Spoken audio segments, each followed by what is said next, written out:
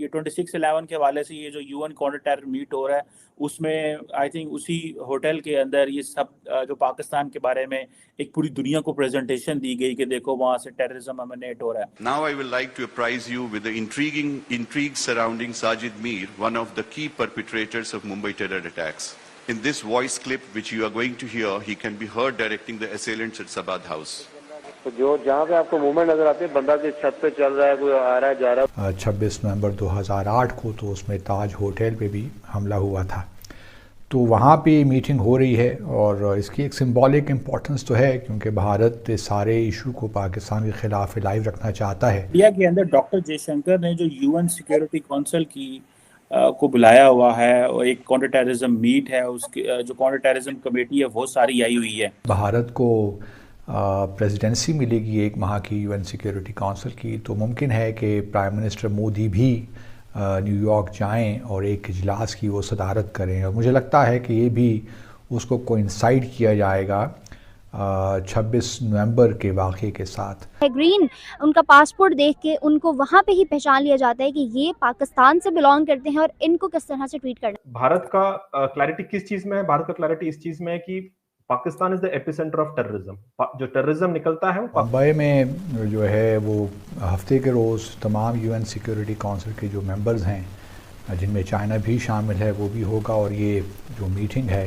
ये ताज होटल में होगी। जो हम जानते हैं कि मुंबई अटैक जब हुआ था 26 नवंबर 2008 को, तो उसमें ताज होटल पे भी हमला हुआ था, तो वहाँ पे मीटिंग हो रही है और इसकी एक सिंबॉलिक इम्पोर्टेंस तो है क्योंकि भारत इस सारे इशू को पाकिस्तान के ख़िलाफ़ लाइव रखना चाहता है, और ये हम सब जानते हैं कि भारत की पॉलिसी क्या है। फिर इस मीटिंग के बाद रीथ लेइंग सेरेमनी भी वहाँ पे होगी, उसके बाद फिर न्यू दिल्ली में हफ्ते के रोज़ एक कॉन्फ्रेंस भी होगी जिससे भारत के वज़ीर ख़ारजा जो हैं डॉक्टर जयशंकर वो की नोट एड्रेस करेंगे। उसके बाद ये भी सुनने में आ रहा है कि जब नवंबर में भारत को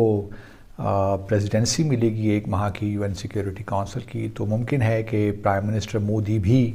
न्यूयॉर्क जाएं और एक इजलास की वो सदारत करें, और मुझे लगता है कि ये भी उसको कोइंसाइड किया जाएगा 26 नवंबर के वाक़े के साथ, क्योंकि भारत पिछले कई सालों से इस इशू को लाइव रखा है और पिछले कुछ 3-4 सालों में उसने कुछ 5-6 नाम भी ऐसे तजवीज़ किए हैं। कम से कम 5 नाम हैं जो पाकिस्तान नेशनल्स हैं, उनको जो टेररिज्म लिस्ट है यूएन उनको डेजिग्नेट करे एज टेररिस्ट। वो चाइना ने बिल्कुल बजा तौर पे उन पर टेक्निकल होल्ड लगाया हुआ है, क्योंकि चाइना का ख्याल यही है कि इन जो 5 अशख़ास जिनके बारे में भारत ये चाहता है कि इनको टेररिस्ट डेजिग्नेट किया जाए, तो उनके बारे में इत्तलात अभी मुकम्मल नहीं है कि वाकई वो दहशतगर्दी के मामलात में मुलव्वस थे कि नहीं थे। अभी मैं देख रहा था कि इंडिया के अंदर एक कॉन्फ्रेंस हो रही है, basically UN counter terror meet, जिसमें जो बेसिकली जो इंडिया का मौक़िफ़ है, the perspective which is coming from that particular conference,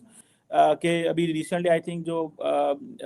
ये 26/11 के हवाले से ये जो यूएन काउंटर टेरर मीट हो रहा है, उसमें आई थिंक उसी होटल के अंदर ये सब जो पाकिस्तान के बारे में एक पूरी दुनिया को प्रेजेंटेशन दी गई कि देखो वहाँ से टेररिज्म एमिनेट हो रहा है। मैं तो सिर्फ बोलता हूँ कि इंडिया की बिल्कुल क्लैरिटी है इसमें, we are absolute clear that अगर भारत का क्लैरिटी किस चीज में है? भारत का क्लैरिटी इस चीज में है कि Pakistan is the epicentre of terrorism. जो टेररिज्म निकलता है वो पाकिस्तान से निकलता है, और जब तक टेररिज्म वहां से निकलेगा हमारे लिए अपने देश का जो प्रोटेक्शन और सिक्योरिटी पे काफी असर पड़ेगा। आपने जहां तक कहा इंडिया की, मैं सिर्फ आपको याद दिला देता हूँ चीमा साहब कि अगर जो president of the United states of America अगर वो बोलते हैं, Joe Biden, that Pakistan is the most dangerous country in the world,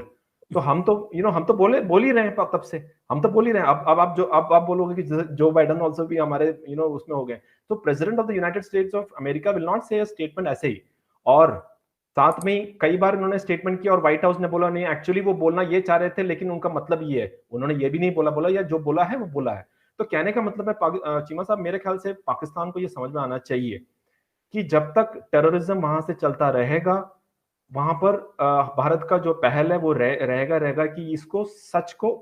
बाहर लाना। जहां तक FATF की बात है, ये बहुत अच्छी चीज थी कि 2018 से लेकर अभी तक पाकिस्तान उसके ग्रे लिस्ट में थी, कई सारे स्टेप्स लिए हैं। और आपको पता है कि अगर टेररिज्म को सर्वाइव करना है तो पैसे की जरूरत पड़ती है, एक फाइनेंशियल जो फंडिंग है वो बहुत बड़ी चीज होती है। अगर आप फंडिंग को कट करोगे तो टेररिज्म का कुछ हद तक आप उसको रोक सकते हैं। तो FATF में जब ग्रे लिस्ट में था तो पाकिस्तान ने कुछ कदम फोर्सफुली उनको लेना पड़ा, ये आप भी मानते हैं, मैं भी मानता हूं। तो हमारे इंटरेस्ट में ये है, दुनिया के इंटरेस्ट में ये है कि वो कंटिन्यू रहे। आपको ही पता है कि आज की तारीख में भी पाकिस्तान के अंदर कई सारे ग्रुप ऐसे हैं जो बिल्कुल फ्री स्टाइल घूम रहे हैं।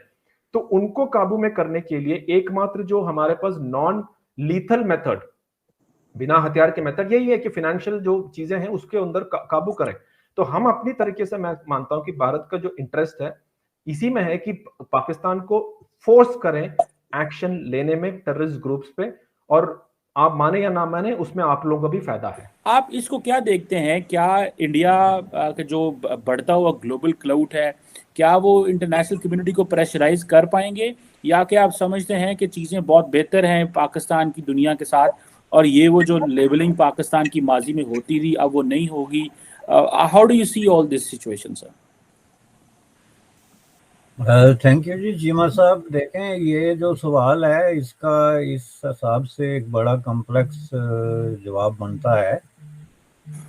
लेकिन अगर हम इसको सिंपल जो है ना ब्रेक डाउन करें तो एक चीज़ तो हमें माननी चाहिए कि इंडिया जो है वो टेररिज्म का विक्टिम रहा है, इसमें तो कोई इससे इनकार नहीं कर सकता।